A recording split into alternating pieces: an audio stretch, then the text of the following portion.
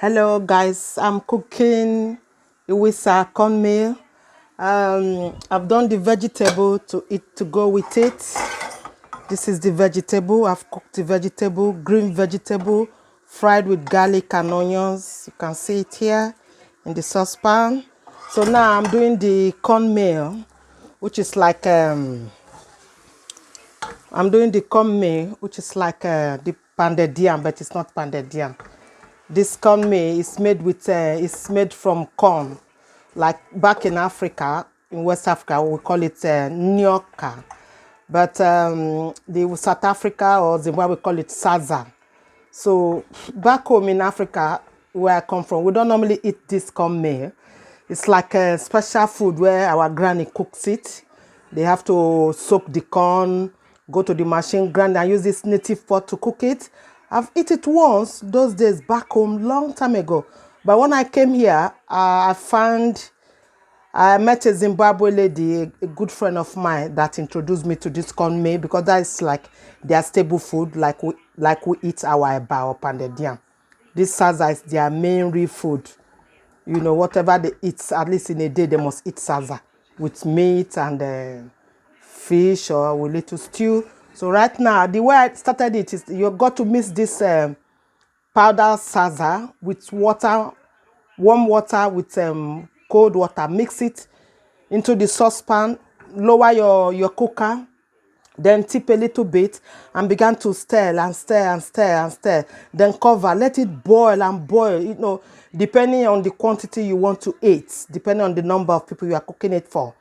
So this is just for 2 people. So you allow it to boil and boil. Then before you start tipping in some dry stuff of this in the saucepan, gradually began to stir and began to turn and allow it to cook, cover it and let it cook properly.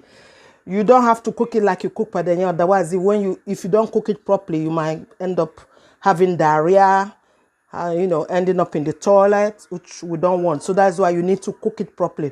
So after cooking it, it depends on the consistency you want. If you want it thick or lighter, normally after cooking saza or cornmeal, when you leave it to cool, it turns like agidi, but it goes a little bit harder. But as soon as I finish cooking this now, I'm gonna wrap it with clean film wrap, and wait for a while before I eat it. So I am going to eat it with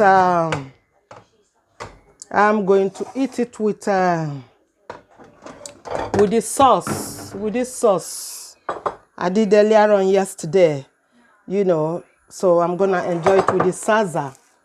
So it's cooked now. This is how you roll it in the saucepan. You roll it like you roll amala, so it's cooked now. Then you're gonna wet before. When you want to dish it out, you dip water in a bowl. Sorry, you dip water in a bowl and dish it out, for you to serve it. That water you're gonna dip in a bowl like this, so this is this salsa, the cornmeal. This one is the cornmeal. It's cooked now, you see. It's like pounded yam.